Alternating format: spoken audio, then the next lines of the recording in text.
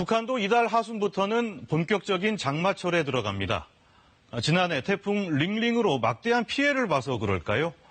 올해는 일찌감치 수해 대비책 마련하느라 안간힘을 쓰는 모습입니다. 북중 국경 폐쇄로 비료 수급도 원활하지 않은 가운데 올해 장마와 태풍 상황에 따라 북한 농사의 성패가 좌우될 것으로 전망됩니다. 북한의 수해 방제 실태, 클로즈업 북한에서 분석해봤습니다. 범람한 강물과 함께 떠내려오는 차량들. 산사태가 일어나고 다리 한가운데도 뚝 끊어졌다. 모두 세계 각국에서 일어난 홍수 피해. 최근 북한 조선중앙TV는 다른 나라에서 발생한 홍수 피해를 집중적으로 보도하고 있다. 중국의 귀주성의 여러 지역에서 큰 물로 10명이 사망하고 14명이 행방불명됐으며 2만 1,000여 명이 긴급 소개됐다고 합니다. 이와 함께 북한의 장마 피해를 예고, 대비를 강조하고 나섰다. 앞으로 우리나라에서도 장마 전선 이동과 함께 폭우와 많은 비, 신바람 등 각종 재송 현상들이 나타날 수 있습니다.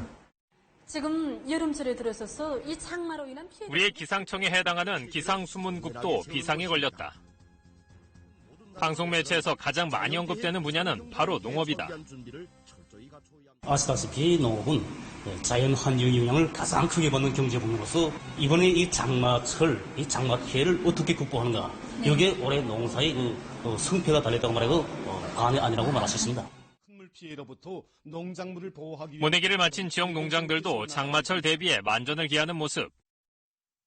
지금 도안의 모든 협동농장들에서는 당면한 영농자금과 함께 큰 물 피해를 막지 않은 사업을 깐지게 해나가고 있습니다. 이처럼 북한 당국이 장마철 농사 피해 대비에 총력을 다하는 것은 코로나19 사태로 상반기 농사에 이미 차질을 빚었기 때문이다. 가장 큰 사안은 중국과의 교역 차질로 인한 비료 확보 문제였다. 올해 북한의 비료 사정은 굉장히 좋지 않습니다. 북한이 자체 비료 생산 시설이 있긴 하지만은 비료 공장이 제대로 가동이 안 됩니다. 그래서 어쩔 수 없이 중국에서 수입을 해야 되는데 코로나 영향으로 중국 또한 충분한 비료를 확보하고 있지 못합니다. 게다가 이제 드디어 장마철을 맞이하게 되는데 물까지 이렇게 휩쓸어 버리면은 북한으로서는 정말 올해 농사를 완전히 망칠 상황이기 때문에 북한으로서는 저도 장마는 충실하게 대비해야 되겠다 하는 아마 이런 생각이 있을 겁니다. 올해 1월부터 코로나19 차단을 위해 주민의 이동과 집단 모임을 금지한 북한. 대규모 주민동원이 어렵게 되자 초기 농사 준비에 차질이 생겼고, 여기에 국경까지 봉쇄, 봄철 농사에 필요한 비료까지 제대로 수입하지 못하면서 자칫 심각한 식량난에 직면할 수도 있다는 것. 그러나 아직 북한의 본격적인 장마는 시작되지 않은 상황. 가을 추수철까지는 넘어야 할 고비가 적지 않아 보인다. 기상학적 특성을 보면 6월 달까지는 평년에 한 개성을 기준으로 한다고 하면 한 40mm 정도로 내리다가 7월 상순부터는 한 100mm가량으로 이렇게 한 2배 정도 이렇게 점프를 하고 7월 하순까지는 100mm가 넘어요. 그리고 어떤 때는 8월 초에도 100mm가 넘고 개성을 기준으로 할 때 그런다고 하면 보통 7월 상순부터 해서 8월 상순 정도까지는 북한이 장마철에 들지 않나 이렇게 분석을 하고 있습니다. 북한의 홍수로 인한 농사 피해는 한두의 일이 아니다. 가장 심각했던 것은 지난 1995년, 이른바 100년 만에 대홍수라 불리는 수해였다. 북한 지역에도 요즘 집중호우가 내려서 피해가 큰 것으로 알려졌습니다. 북한 방송은 이례적으로 비 피해 상황을 전하면서 이재민들에 대한 물자 지원을 독려하고 있습니다. 68명의 사망자와 520만 명의 이재민이 발생한 수해. 당시 북한은 우리 돈 17조 원의 재산 피해를 입은 것으로 알려졌다. 이후에도 1998년까지 태풍과 홍수 등의 자연재해가 줄지어 북한 전역을 강타했다. 이는 1990년대 중반 이후 북한이 대기근에 빠지게 된 결정적인 계기가 됐다는 분석이다. 김정은 위원장 체제에서도 대형 수해는 잇따랐다. 지난 2016년 제10호 태풍 라이언 록의 영향으로 큰 피해를 입은 함경북도 지방. 유엔 산하기구들은 당시 수해로 3만 7천여 채의 가옥이 훼손되고 500명 이상의 사망, 실종자가 발생했다고 밝혔다. 일부 지역에선 단 사흘간 300mm 강수량을 기록한 태풍 라이언로. 추수를 앞둔 농작물들도 흔적을 남기지 않고 사라졌다. Well, the disaster hit in many ways at probably the worst time. It affected crops just a couple of weeks before harvest. 다리가 파괴돼서 차 운행이 현재까지 2016년만큼의 피해는 일어나지 않고 있지만 북한에서는 해마다 대형 홍수로 농사 피해가 연례 행사처럼 이어지고 있다. 우리나라에서도 6월에 무더기 비로 일부 지역들에서 침수 현상들이 나타났으며 적지 않은 피해를 입었습니다.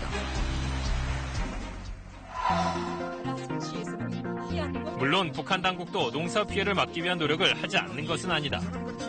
매년 장마에 앞서 눈뚝과 물길들을 정비하고 배수 설비들도 보수한다. 그중에서도 가장 공을 들이고 있는 것은 바로 기상관측이다. 지난 2014년 6월 장마철을 앞두고 기상수문국을 방문한 김정은 위원장. 북한 최고 지도자로서는 처음으로 기상수문국을 직접 방문해 기상예보의 오보를 지적하며 기상관측 사업의 현대화, 과학화를 주문했다. 지난 시기에 1개 사업을 정확히 진행하지 못하였습니다. 바로 이러한 때 구청에 있었던 6월 9일 김경현 최고위원께서 우리 기상청 편지하셨습니다. 그래서 김경현 최고위원께서 기상 찾아오셔서 앞으로 이 기상수문 사업은 좋은 국가적인 사업으로 전환돼야 한다는 거. 이후 북한 기상수문국은 파격적 혜택을 받으며 현대화, 과학화에 박차를 가했다. 김정은 위원장이 추진해 건설된 미래과학자 거리에도 첫 정부기관으로 들어섰다. 자체 연구개발로 관측장치는 물론 휴대전화 보급 증가에 따라 어플리케이션 개발에도 앞장서고 있다는 북한의 기상수문국. 예보의 정확성도 높아졌다고 자부한다. 예보는 예보 기간에 따라서 초단기예보, 단기예보, 중기예보, 장기예보로 가라고 수 있습니다. 지금 단기예보 예보 맞춤률은 90% 이상입니다. 그러나 북한의 관측 시스템이나 예보에 대한 우리 전문가들의 분석은 다르다.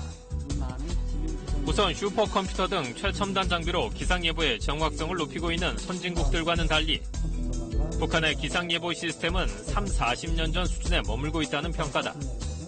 예를 들어서 기상청에서 우리가 인공위성을 기상위성을 따로 가지고 있다든지 스포컴을 가지고 있다든지 레이더를 가지고 있다든지 굉장히 그게 고가의 장비들에 해당되는데 북한에서는 전용 위성이 없고 또 레이더나 이런 것들이 취약하다고 볼 때 우리의 실정과 비교를 한다고 하면 1980년대나 1990년대 일상적인 예보 정도만 가능했던 예보 수준이지 않나 이렇게 조심스럽게 판단을 합니다.